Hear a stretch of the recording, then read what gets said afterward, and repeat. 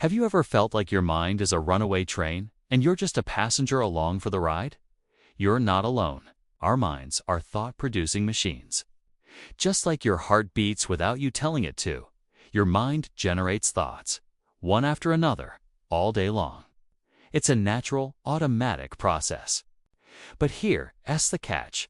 What happens when we start believing every single thought that pops into our heads? That's when the trouble starts. Imagine your thoughts are like clouds passing in the sky. Some are light and fluffy, some are dark and stormy. Now, imagine you try to grab onto every single cloud, identifying with it, letting it define your entire sky. That would be exhausting, right? This is what many of us do with our thoughts.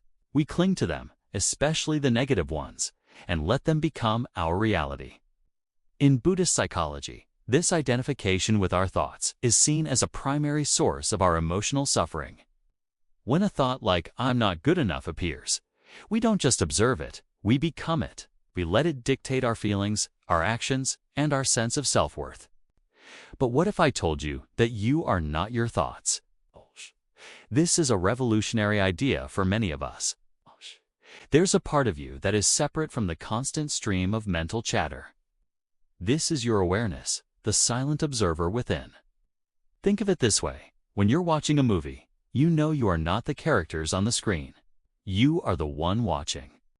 The screen is your mind, the movie is your thoughts, and you are the awareness, the conscious presence observing it all. The observer is not the content. Your thoughts are just events happening within your consciousness. They are not the entirety of who you are.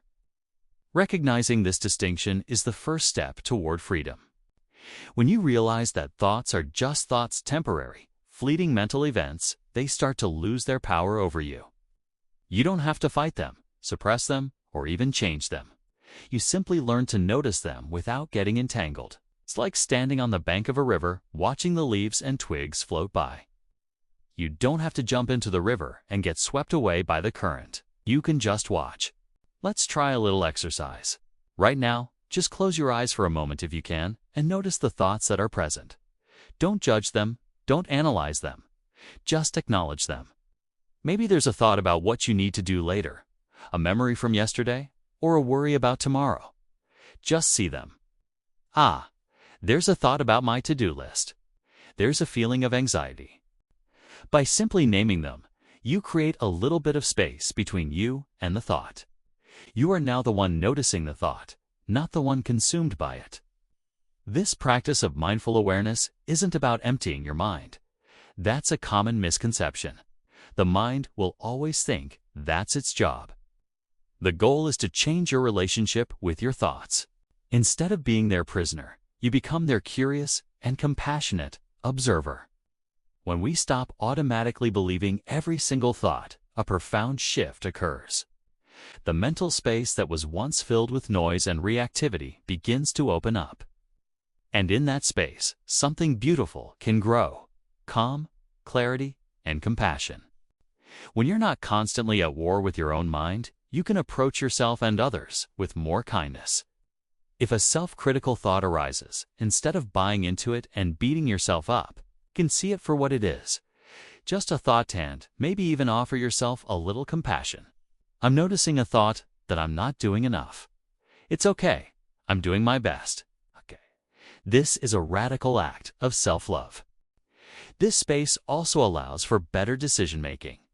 When you're not reacting impulsively based on fear-based or anger-fueled thoughts, you can respond to situations from a place of wisdom and balance. Think about a time you got really angry or anxious. Chances are, it started with a single thought that you latched onto. Maybe someone cut you off in traffic, and the thought was, "That person has no respect."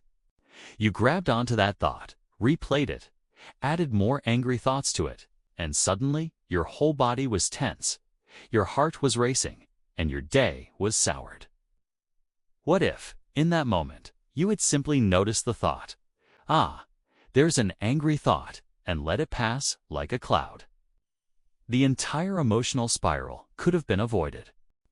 True freedom doesn't come from controlling the world outside of us. It begins inside, with the way we relate to our own minds. It's about learning to be the master of your inner world, not its slave.